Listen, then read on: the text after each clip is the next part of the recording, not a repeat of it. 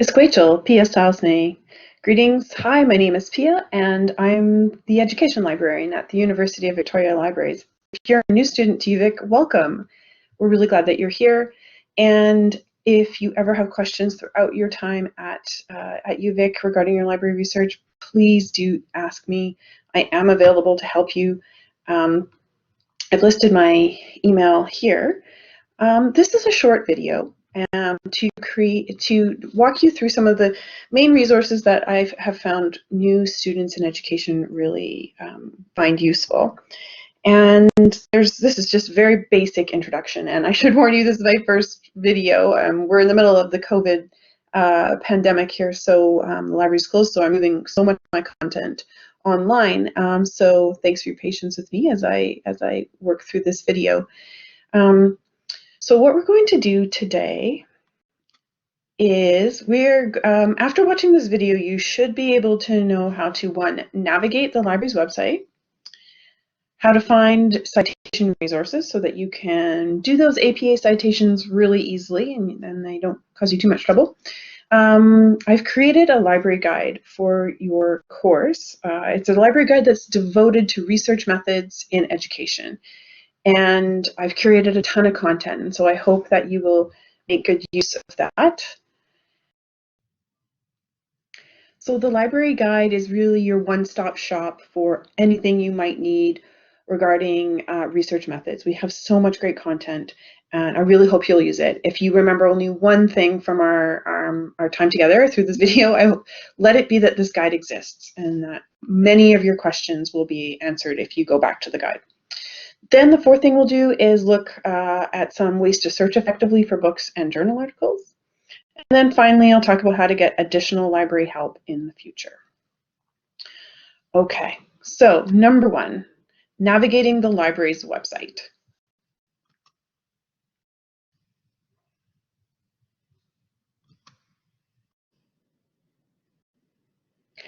So the library's website is very comprehensive. We have a ton of great stuff here.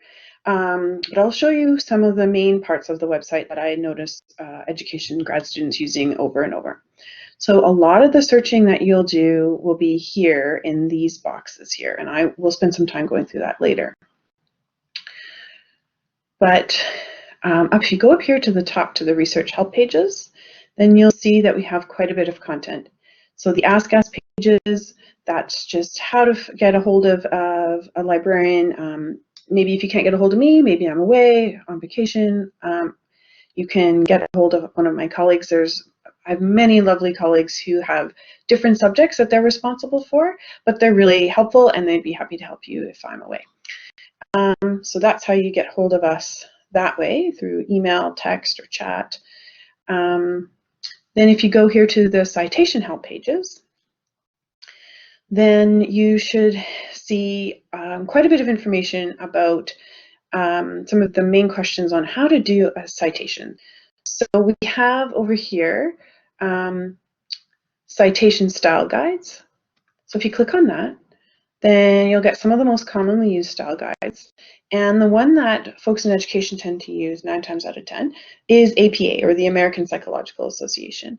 And we have the 7th edition, just came out a few months ago, and we have a quick guide on that. So if you click on the quick guide, then this is a 9-page PDF, and this is one of the most popular things on our website.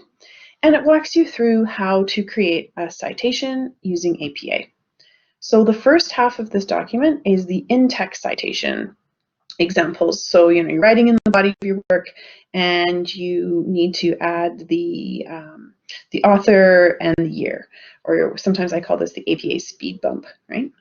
So you can do that. For one author, there's an example for one author, examples for 2 authors, 3 or more. Subsequent citations, perhaps you've mentioned the author already and you want to earlier in the work and you want to mention them again, or in the same paragraph rather, you want to mention them again. This is how you do it. If you have a direct quotation, you can do that here. Depends on your supervisor, but often I notice that supervisors prefer that the students do more paraphrasing than direct quotations. But again, really know what your supervisor wants because they're all a little different. So you just keep going down here. You can see how to cite websites or web pages. Let's see, traditional knowledge, personal communication, lots of different examples. So keep scrolling down. And then we get to the reference list. So the reference list is at the very end of your writing. And it's called a reference list in APA. It's not called works cited, that's MLA, and it's not called a bibliography. It's called a reference list. And again, just lots of examples that you can copy. So a book, one or two authors, that's how you do it here. Let's see here, encyclopedia entries, journal articles. Journal article with a DOI. A DOI stands for Digital Object Identifier. It's basically that document online. It's that permanent address for that document so that people can find it again. Let's see here, what else have we got? Oh, websites again. Lots of different examples. So this should answer most of your questions about how to do a specific APA citation. So do keep in mind that this guide exists and it is very, very helpful. Okay.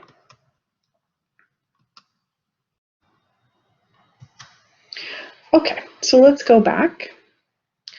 So we're at the research help pages again. Subject guides, we're going to go through those in a lot of detail in a moment. So let's just skip over that for now. And subject librarians, so you can, if you forget how to find me, you can find me here, Faculty of Education, my name, there I am, how to get a hold of me. Okay. We have lots of workshops as well that are on a variety of different topics, so you can check out our workshop calendar there. We have lots of help videos. So if you forget some of the things we talked about, there's some great instructional videos here on how to find ebooks or just a print book or an article. So that's all here. I really like the research tips pages. Students find these really helpful. So if you want to get a good understanding of what the difference is between primary and secondary sources, books versus journals, what's a journal, scholarly versus popular, these are all really helpful. Search smarter, not harder. We'll be talking about that quite a bit in a little while. So keep in mind that these are here as well. Research Help Desk is unfortunately closed right now, and the Personal Librarian Program is a great program that we have for some of our first-year undergraduate students in account. So I am your personal librarian if you're a graduate student in education. Okay, so those are the research help pages, and I hope that you find them useful throughout your time at UVic. Okay, so we have navigated the library's website and we've looked at some of the main features of it. Next, let's see, the citation resources. Yes, we already covered that. So do keep that in mind. There are actually, while we're talking about citation, I did also mean to mention that we have quite a few citation management systems or management tools that you can use. You don't have to use them. A lot of grad students do find them helpful. A lot of grad students, supervisors want their students to use them. So it's really up to you and what you're required to do. There are different systems out there. The ones I hear the most about from education folks are Mendeley and Zotero. I use Zotero, but it's really up to you. Just keep in mind that the information that you store there is kept on a US server, so be mindful of that because for some people that is a concern. Okay, so the next thing we're going to do is we're going to locate that library guide I mentioned to you because it's your one-stop shop for everything related to research methods for studies in education. So we're going, it's a bit of an internet hokey pokey here, so bear with me. And I'll walk you through this a few times because I really want you to understand how to get there. So we're going to start at the library's main page. We're going to go back to those research help pages. Then we're going to go to subject guides. We're going to browse all the guides alphabetically. And then we're going to select education. From there, you'll see about 28 different guides on different topics in education. We're going to scroll through all those to find the one that we want. So let's go and do that now.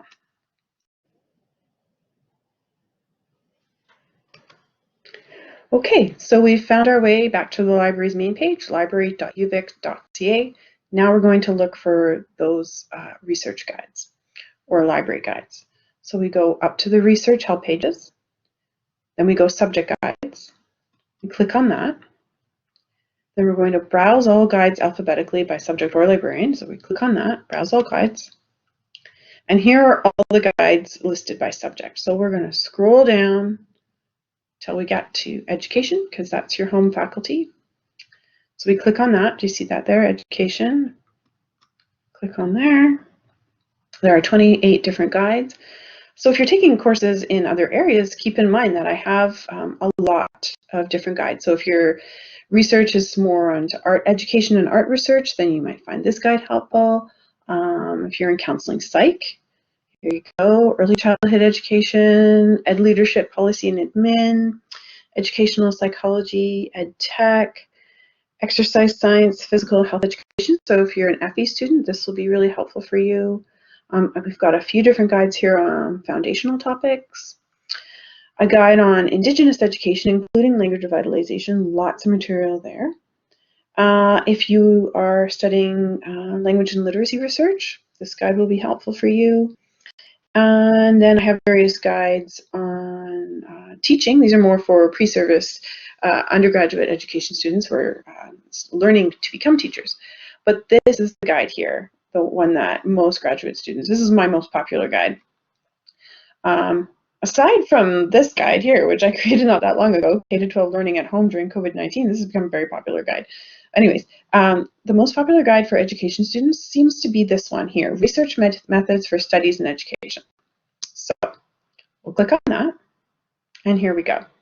This guide is very helpful. So there's a Start Here page, and it just, again, my contact information. There's a little video here if you want to watch it. Some other videos on research methods in general. But what people seem to like are the PS picks. So if you click on PS picks, you'll see sort of these are my top 10 resources for students to use. So there's Summon, which is our main article searching database. And we're going to walk through some ways to search that effectively after we look at this guide. Then there's the library catalog, of course. So if you know the title of a book or the author of a book, then that's a good way to search and see what our holdings are if we have it. The BERA Sage Handbook for Educational Research is excellent. So if you want a really good quality definition of a term that goes well beyond Wikipedia, then this would be a great place to go. Let's see what else here. Sage Research Methods. I love Sage Research Methods. So let's click on that. So we click on Sage Research Methods. Sage is a great publisher of academic content, and they've put a lot of their research methods materials all in one spot. So if you were at home, you would be prompted to enter in your Netlink ID and password so that you could access this. That's fine. It usually remembers you for quite a while, a few hours, and then you sign in and you get to this page. So let's see what we've got here on Sage Research Methods. You can search for a particular method here if you want. You could put in survey or interview, whatever you like. I really like these research tools here. So you can go to the methods map. And it has nice, this is just a great way to conceptualize your search. So you can search by research design, perhaps. So you click on research design.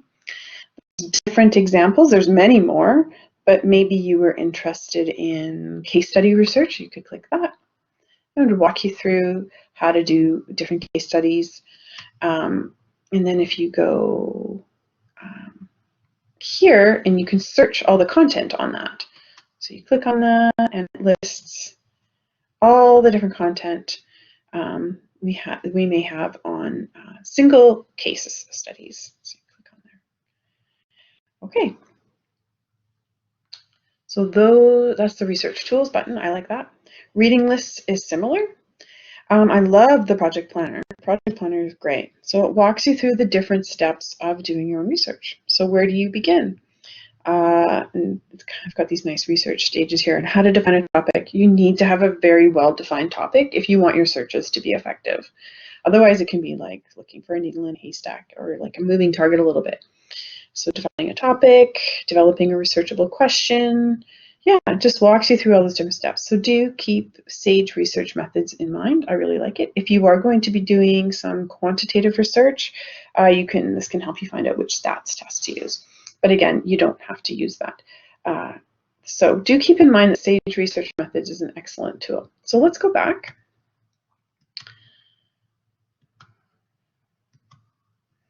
It's going back this way. Okay, so we're back here to PS Picks. Okay, so we saw Summon, or we're going to look at Summon. There's the library's catalog, the BERA SAGE Handbook of Educational Research, SAGE Research Methods. The International Encyclopedia of the Social and Behavioral Sciences is excellent. Again, it's a 26-volume set, and it has topics, excellent definitions on topics across the social sciences, not just in education, and they're very comprehensive. So each entry is about 5 pages long, has a very long additional resources, bibliographies at the end that you can consult for further information. I really like that. Then there's InFed, which is it's an open, freely available encyclopedia online. It stands for the Encyclopedia for Informal Education. If you want a good overview of, I don't know, less traditional topics, then it's a great resource. I go to it quite a bit. Stanford Encyclopedia for Philosophy is also excellent. They're just open encyclopedias that are great. Oh yeah, the school district's 61, Victoria, has an Aboriginal Nations Education Division. So if you're curious at all about, or if your topic involves anything to do with Indigenous education, that is one of the best places I can find for additional resources, and it's organized it well by subject. There's other subject guides, just like the one we have. Journal citation reports. So if you get further into your program and you feel like you might want to submit an article to a journal to publish yourself, then this is one way to see which journals are quite well cited. But this involves quite a few steps and it's kind of complicated. So you can reach out to me when you're ready to do that. Then UVic Space is our institutional repository, so everybody's work tends to go there. Here it is.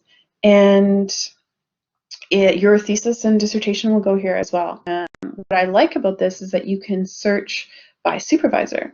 So say you go here, you type in supervisor, and you put in the beginning of your supervisor's last name. So say we're looking for Anawa MacGyver, and we click here, and we see quite a few things. And she's even put in her own work here, but you can see some of her own work. Oh, let's see here. Yeah, she's got a ton of stuff in here. She's got her own stuff. So yeah, usually you can see students' work as well. Probably if we go through the results a little bit more, we could look at that. Let's see, let's try one more.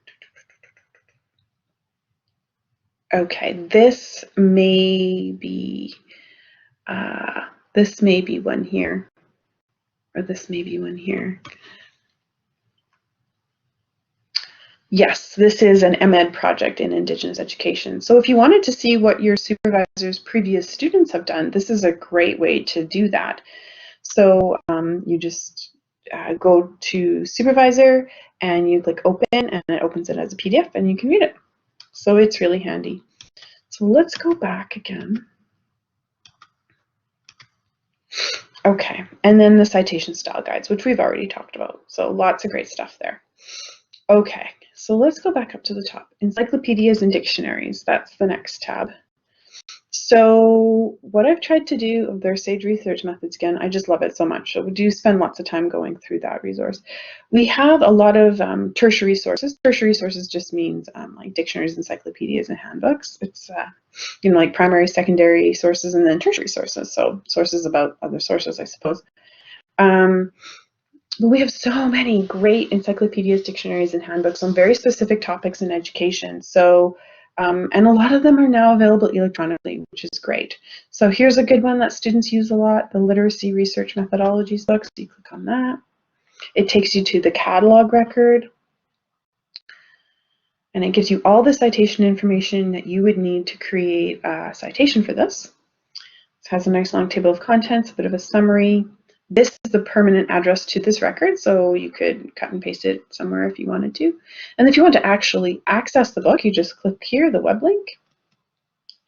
But you'll have to sign in, and then it will take you to the book. Okay, so that's how you look for encyclopedias and dictionaries. And I've listed heaps of them here, so please do take time to go through them and see that you'll find so much stuff there. Okay, so the next tab here is journals. So let's click on journals. And we can see, I've just listed a few, so you can go right to them and have a peek. Let's see here. Here they are. This is what a journal record or a record looks like for a journal in our catalog. So again, it's a lot like a book. And then we often have them access to them through a variety of different vendors or publishers. So you just want to click the first one maybe that goes up to the president. So you click on that and you have to sign in. Of course, I'm going to pause this and sign in, and then you can see it for the next one. Okay, so let's try that in just a moment. Okay, so I've signed in, and let's try this again. So we'll click on the first one, and there we go. So this is what the journal looks like. So you can see the current issue if you want, and it looks like we have full access. We're paying for access to that. You can look at previous issues if you want. You can really scan any one you like. Let's see here. So there's a whole article here. One thing that is really helpful is, let's see here. I like to search, sometimes I like to search for a topic, right? So I might want to search for, oh gosh, I don't know, what's a topic? Math education? Let's see here, math education. So we'll click on that. And it's really important that you say this journal. We only want to search for this in the British Educational Research Journal. We don't want to search for this term in anywhere on the publisher's website, because otherwise we'll get so much stuff. So we just want to go this journal, and then we'll press enter and see what we get. Scientific research and education, a critical perspective. Let's try and do something a little bit different. And we're going to talk about this in a minute. To see if that gets us better results. Haha, it does. Okay, so now we can see that for math education, we're getting 581 different results from this journal, and then you can just go through them and see if they're relevant. You can search by publication date. Maybe you only want really current stuff, the last year or the last 3 months. Anyways, there's lots of different ways that you can search for that, and I'm going to tell you what I did here in a minute or so when we talk about searching effectively, because those little tricks will save you a ton of time. All right, let's go back.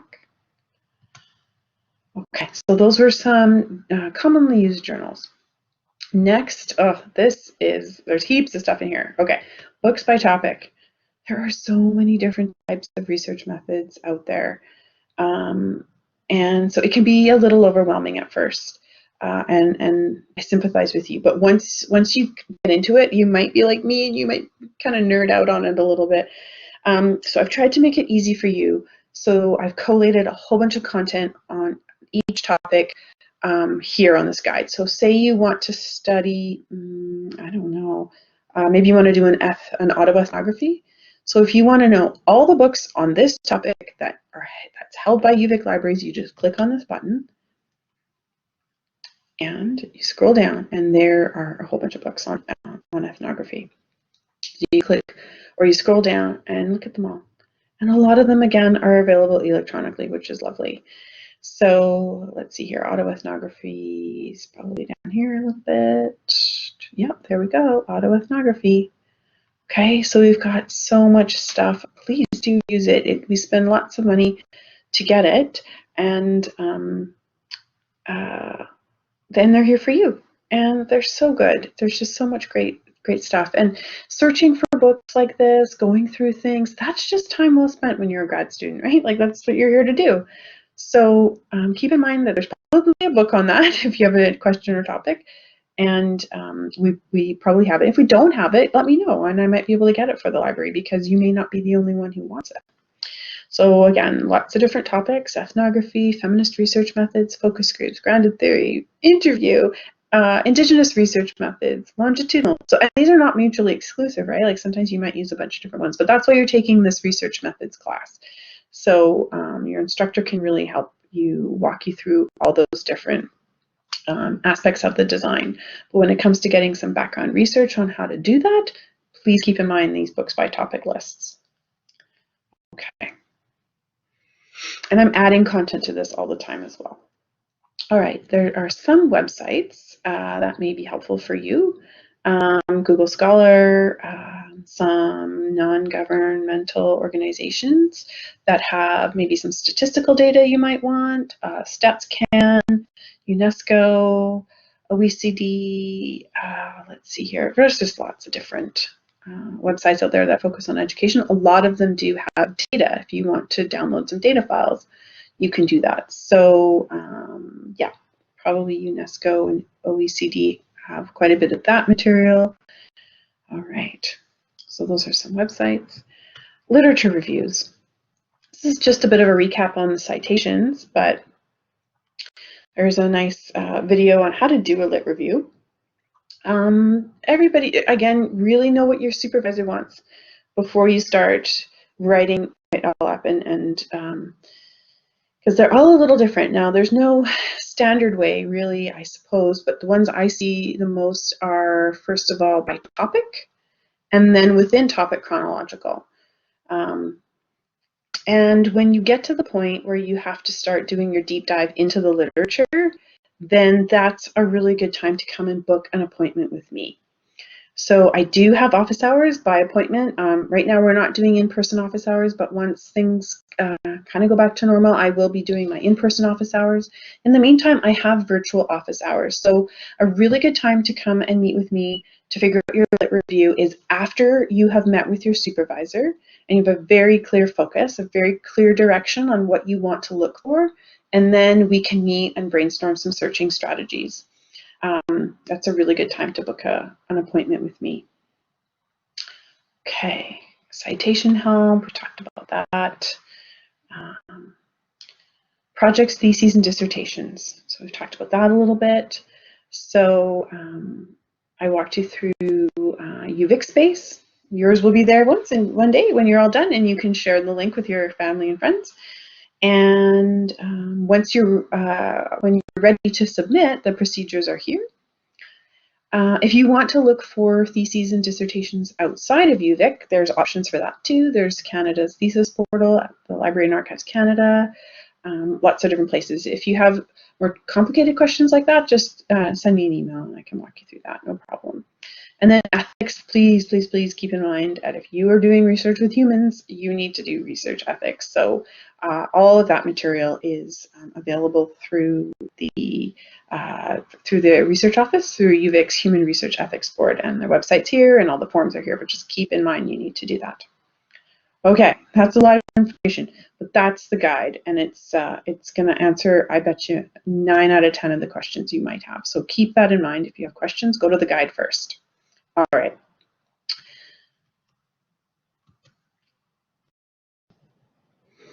Okay.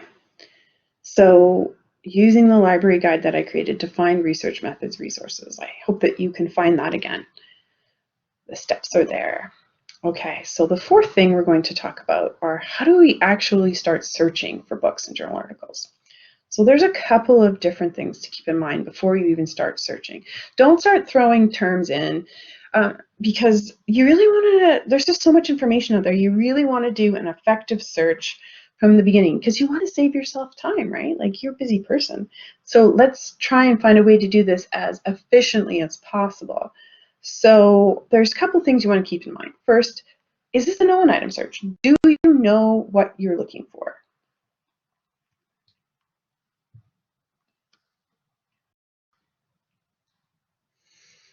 Okay, So do you know the title of the book or journal? Then if you do, and you want to see if we have it, then the best place to do that is in our catalog. And I'll show you an example in a moment. A totally different type of search is if you don't know the item, but you have a topic, but you don't know where you might find something on that topic. You don't know the title of the book or the journal. You just have a general topic, such as the experiences of math educators. Okay, so you're going to do different things depending on what those are. So let's talk first about a known item search. Sorry, those are supposed to be arrows. I don't know why it's like that. Anyways, that's okay. So if you know the title of the book or journal, then use the catalog, the Books and Media tab. And the title begins with function from the top drop-down menu is very helpful here. So let me show you how to do that. Okay, so you're back at the library's main page. And now we're going to start searching for things. And remember, we know what we're looking for in this example. So we could search here, but you're going to get a lot of stuff. This is better if you have a topic. If you know exactly what you're looking for, you're going to go here. Well, I do, at least. That's the first place I go, is I go to Books and Media, which is our catalog. And then you're going to put in the title that you know of. So maybe it is Elements of Indigenous Style. I know that that's the title of the book. Make it even easier for the computer by going here on the search in drop-down menu. You're going to title begins with. Do you see that there? If we had a journal title, then we would do journal title begins with. But right now it's a monograph, it's a book, so we're going to go title begins with. So click there, and now we press search. And there it is. We have 3 records, and it looks like we have 2 print copies with multiple holdings. Currently, the library's physical building is closed, so those would be tricky to get at the moment, but we do have this available electronically, so we can click on that. It's an ebook, which is great. Again, we have all the information here that we would need for our citation. We have the author, we have the publisher location, the publisher, and the date. Now we can click the web link, and it will take us right to the book. And we can download the full book, or we can view the table of contents, and there you go. So that is how you look for a known item search. What if you don't know what you're looking for? That's a different type of search. So let's talk about that next.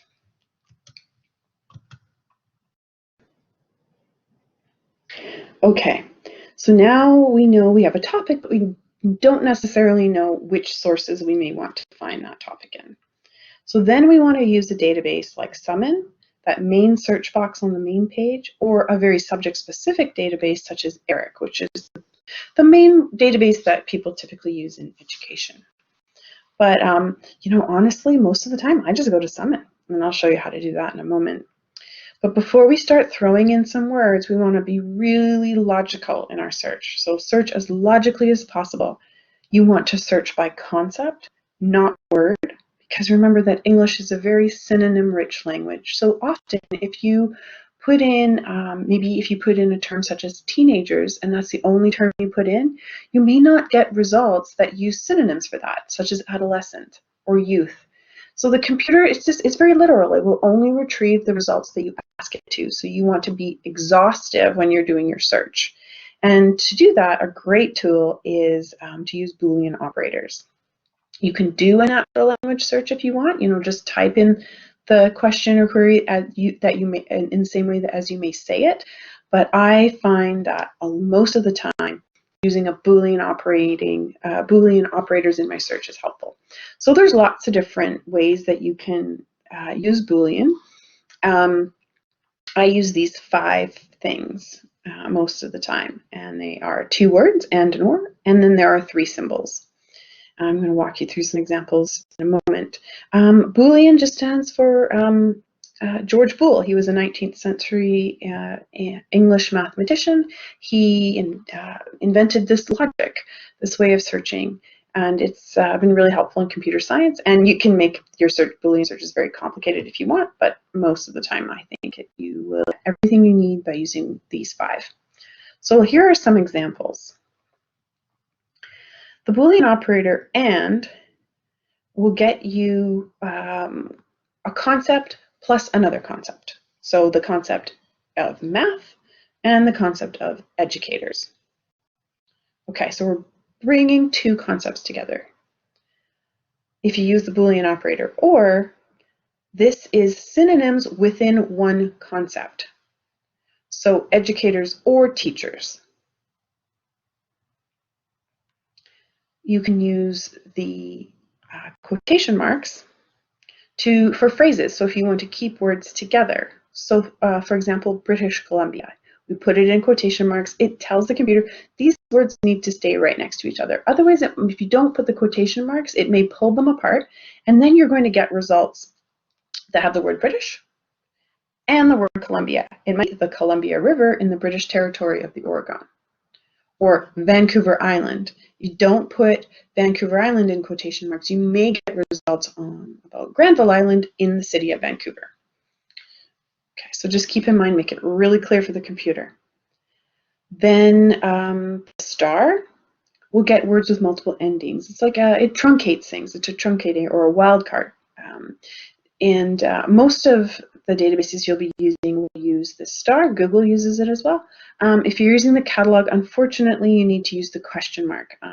It's unfortunate that they're not the same. But if you're using Summon or Eric, then this will get you words with multiple endings. So then we get math, maths, mathematics, mathematical, words with multiple endings. Now we can use these brackets to start bridging things together or including our synonyms. So say we want educators or teachers and math. So this is, if I don't know if you remember like grade 5 math or grade 6 math, if you went to school in Canada, it's BEDMAS or BODMAS, like brackets of division, multiplication, addition, subtraction. It's kind of a similar logic, right? Like there's an order of operations or some sets that you want to do things in. So you want to make it very, very logical. So this would be a good search because we're going to get many different variations spelling the word math, and then educators or teachers here. Here are some example Boolean search strings, and they can be really long, but it's okay. The computer can handle it. The databases can handle it. So here is an example of the search we just did for the experiences of math teachers. So we're going to use synonyms here, educator or teacher. We want to get both. And math. And our third concept is in British Columbia or in Canada. You see I put a star at the end of the D in Canada, then I get Canada, Canadian, Canadians. Now, most of the time the grad students I'm working with are working with 3, usually 4 different concepts. So the experience of math educators is too broad a search. You're going to need to make it much more specific, I would suspect. So then we want to say, well, what is it about the math teachers and their experiences that we want to know about? Maybe it's their professional learning or their professional development or their training or their in-service work. I would be cautious against using words like experience in your search because that word is quite vague. It can be used in many different ways. So I tend to avoid putting words like experience, identity, impacts in searches, and I try and use more established concepts that maybe don't have so many double meanings. But again, you can ask me for help. When you get to this point for your dissertation or your thesis, just email me your search string and be like, Pia, I don't know, I'm not really happy with what I'm getting. I can probably tidy it up for you and send it back to you. Here's another example. This is a concept 1. Concept 1 is this idea of being a teenager. Teen will get us teen, teens, teenager, teenagers, or adolescence. That'll get us the experience of adolescence, or that adolescent over there, or those adolescents over there, or youth. And this idea of smoking.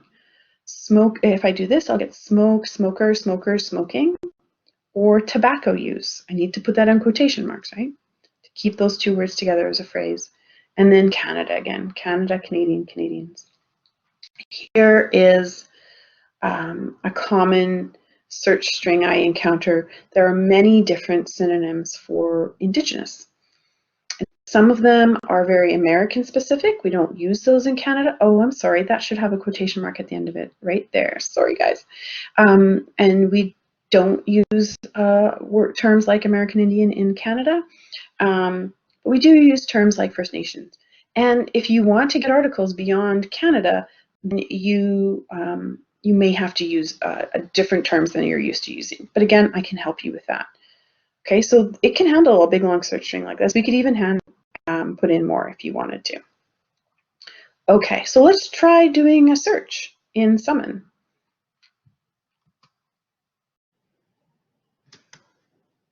Okay, so we're back at the library's main page and we're ready to start searching. We have a topic. So we're going to search in Summon, which is this box here. And Summon is a database of databases, essentially. It's what we call a federated or unified search engine. So many of our different database platforms like ERIC or PsycInfo, we're searching them all simultaneously, all at the same time, which is great. So not so long ago, you had to search each database individually, and that could be quite cumbersome. Now you can search them all at one time. We have over 600 that can be searched simultaneously in Summon, which is great. One drawback from that is you can often get so much stuff because there's so many different disciplines. You just have to be careful. So that's why we want to search really effectively. So let's try putting something in. Let's try that search that we did before. What was it? It was like educator, and you don't have to put the ors and ands in capitals. I just learned how to do this 100 years ago when I went to library school, and that's how I had to do it back then. But most databases are smart enough to figure out that you don't need to do that anymore. But I just keep doing it because I think it's kind of helpful for you to see that it's a searching word, right? It's a helping word. It's not a word that we're actually searching for. Okay, so what else did we have? We had educator, teacher, and math. And what else did we have? We had professional development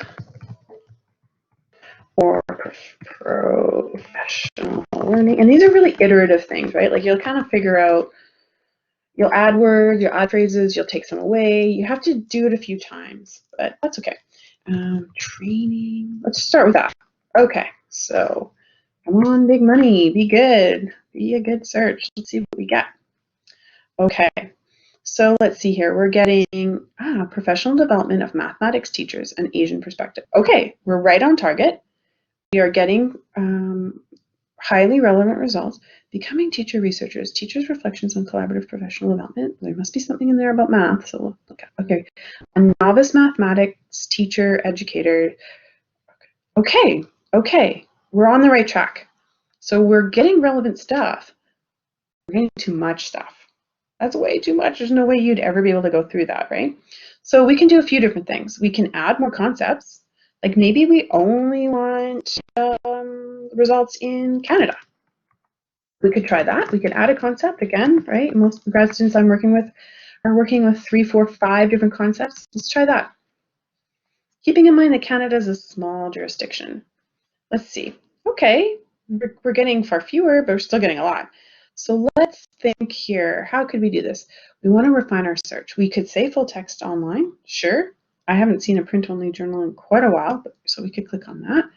So it's not going to cut it down too much. We definitely want scholarly and peer review. And if you want to know the difference, or if you want to know what that is, then there's video for that on the research help pages. It's a very important distinction to know what peer review means. It just means other experts in the field have critiqued the article before it was published. It's a quality assurance mechanism. There's more details in the research help pages. Click these both. I know it's a bit confusing, but click them both. Okay, so now we're down to 26,000. That's a lot better than the 500,000 we had before. Okay, we're going to say we only want journal articles. We don't want book reviews or magazine articles. Okay, so we're still getting a lot though. A really great way to narrow down your results is by year. So maybe I just want to look at the most recent 5 years. Okay, so that cuts it down to 7,000. We're getting in a much better place now. That's good.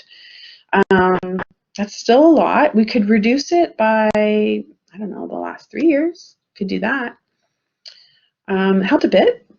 You can keep refining. There's lots of refinements here. So you can refine by discipline. I tend to caution people against that just because the nature of scholarship nowadays is so interdisciplinary that if you click, you just don't want to miss anything. So I tend to leave that open. In this case, you know, pretty safe bet that education would be fine. You could click that if you want, but some topics are very interdisciplinary, so you want to be careful. So we'll click on that. And we could continue to narrow down, if you want, by subject terms. So every time an article is published, it's assigned some subject terms or keywords. You probably see them underneath the abstracts of an article, except there's no controlled language for that. So that's why you want to use synonyms, because if one person's writing an article about math educators in Canada and their professional development, and another one has a similar topic, they might call it math teacher professional learning in Canada, right? So you just have to be really mindful of those synonyms. So let's see here. What are our search term options? We can select more. And we can pick only the most relevant. Like, yes, academic achievement is relevant, but it's not the most relevant. So we're just going to leave that. And I tend to just pull terms here that I have used already in my search term. So let's see what we get here. Yeah, another way we could have narrowed down is like, what level of teaching are they? Are they teaching elementary, middle school, high school, higher ed? Who knows? So let's see here. What are our options?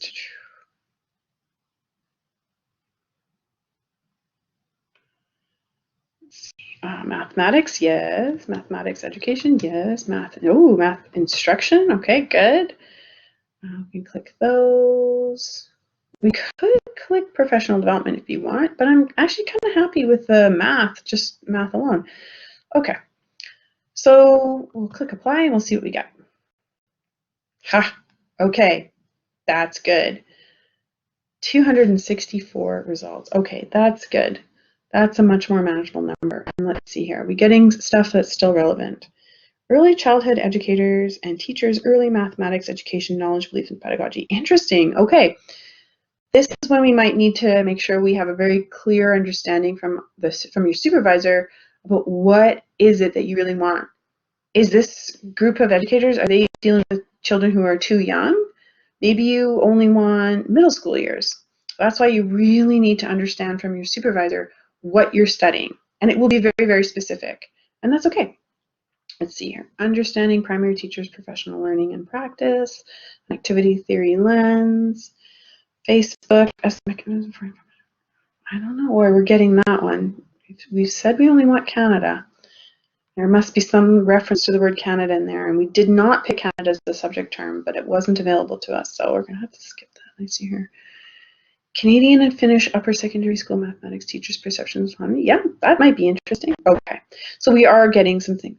Ooh, that looks good too. Okay, so we're getting some things. So here's what you do. If you want to keep those and read them later, then what you're going to do is you're going to go here, save this item. It's a little folder. This is really important. You're going to click it. And it's kind of like add to cart. It puts it over here in this folder. Whatever you do, do not close this window, because this is a temporary folder. The minute you close your window, all of that's gone. So you want to find a time where you're going to be uninterrupted. You're going to make yourself a big pot of tea or coffee. You're going to spend 30 minutes or so, or however long it takes, to go through your results. Okay, anything that's relevant? Maybe this one. You can preview the abstract there if you want to see a little bit more, but sometimes it doesn't give you much more information. So you have to kind of read like the introduction and the conclusion to really determine if it's relevant or not. That one we know probably isn't, so we're just going to skip over that. Canadian, yep, that one looks relevant. Let's see here. Developing. Yep, I'd like to read further into that to see if it's relevant. So this is just a first pass, because the database summon can only take you so far. Your brain has to do that last level of filtering, that last level of sifting and refinement. And that's kind of what you're here to do in grad school, right? Like, that's just time well spent. Let's see, your teacher perspective, maybe, yeah. Maybe. So you're just going to go through, and it's just like that, all the way through until you feel like you've got plenty. And people often ask me, what is there an ideal number? And I think no, but I like under 300, because I think someone has a limit on how many results it gets, and it might be around 300. But also, you need to be able to go through them, right? So if you're getting more than 300, then you might want to limit your results by year and just go year by year, right? Like, so just look at all 2020. then do the same search, but just change the year and just do all 2019, all 2018, and go back that way. That would be a really methodical way to do it. Okay. So then we want to see our saved items. We go to this folder here, we click on it. It's a temporary folder, and now here they are. There's our little shopping list. And what I like to do is put them in APA format. And I like to email them to myself. And I also like to cut and paste the search string I used into the message of my email so that I can use that again. And then I put my email address in there. And I am not a robot, not today. And then I'm ready to send it. And you want to make sure that you have received the email in your inbox before you close this. Okay, so that's kind of in a nutshell how you search for journal articles.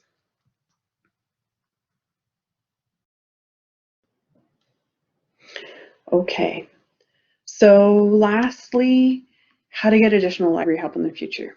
What I would suggest is that watch this video again and watch it a couple of times to really figure out what those different steps are, especially around Boolean. That can be really tricky for people at the beginning, but once you get it, it's kind of like a secret code in a way. Once you get it, it can really help your searches. And you can use Boolean in Google as well. You get beautiful searches in Google now. So give it a try on your own. If you have questions, remember the library guide. There's tons of stuff there. Remember the research help pages, lots of stuff there as well. The Ask Us pages, so you can, if you can't get a hold of me, you can get a hold of one of my colleagues. You can email our general reference question email here, askref@uvic.ca, or you can email me. I'm happy to be in touch with you. I help grad students on a daily basis, almost hourly basis. I will try and get back to you within 24 hours. I do not typically respond to email on evenings and weekends just because I have a young family and I like to spend time with my kids.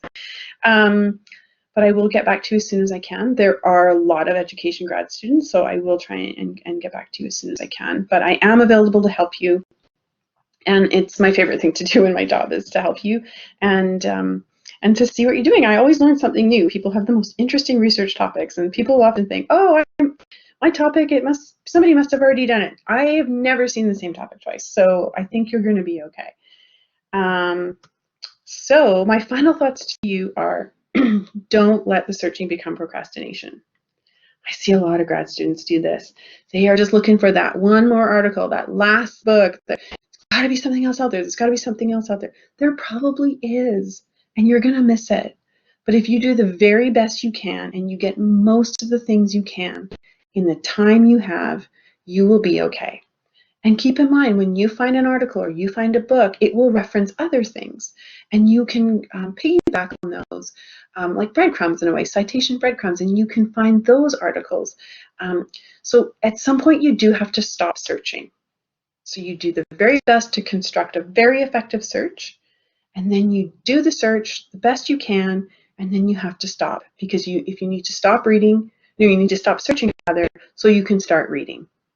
And then you need to stop reading, and then you need to start writing, because that's what you're here to do. You're here to write your thesis or your dissertation. So don't get stuck on searching and kind of spinning your wheels that way. I see it more often than is probably helpful. So you have to keep moving forward, okay? And point 2 is keep moving forward the very, very best you can. You might not be perfect all the time. Don't let perfectionism or the imposter syndrome kind of get the best of you. Just do your very best and keep moving forward. Third thing, really understand your supervisor's expectations. Have very clear conversations with them. Make sure you know what they want you to do when you're finished meeting with them, so that by the time you come and see me for your lit review, you know exactly what you want. And then you and I can just spend time brainstorming synonyms and search strategies. If you get stuck, do ask for help. We are here to help you. You're not alone in this. And number 5, you can absolutely do this. There may be times throughout your program where you're like, oh my gosh, this is so hard. It is a bit hard. It is hard. It's hard. Graduate school is not easy, but you can do this. Just keep at it, ask for help, And I will see you graduate. I see everybody graduate at the end, and it's so exciting to see because I can remember your topics, and it's really also great to see your names in UVic space when you're all done. So you can absolutely do this. Take your time and ask for help. Try not to sweat the small stuff. And yeah, best of luck. So, Squitch CM, everyone. Okay, bye now.